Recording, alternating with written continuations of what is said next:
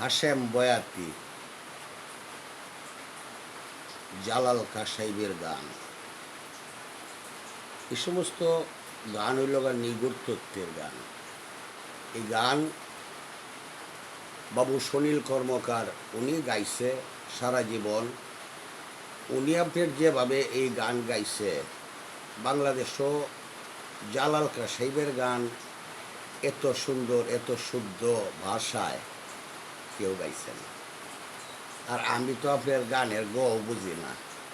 আমি এলাম জারি গানের বয়াতি, জারির বর্গার্য না বুঝি, আর গান লিখি বয়া বয়া, হাজার হাজার গান আমার। এরপরেও সাধকের গান গাইতেছি, দেখি আপনারা নাকি আমাকে ভালোবাসা দেন।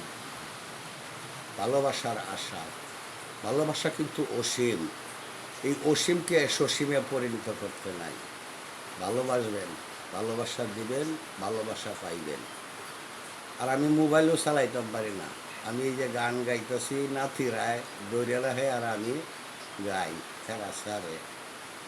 আমার প্রতি রাগ করুন না।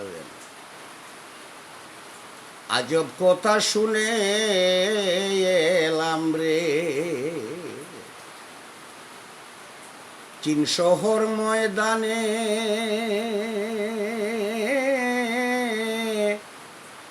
মাটি পাইঠা বাসছে মানুষ,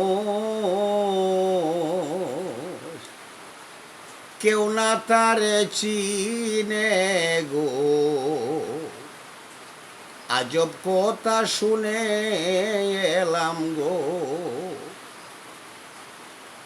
80 বছরের বুড়া বেটি, মাথায় কাটা সিটি, কুলের সাওয়ালের সাথে কইরাছে পিরিতি গো, কইরাছে পিরিতি। 80 বছরের বুড়া বেটি, এগুলি নিগুড় তত্ত্বের গান, বুঝতে হবে।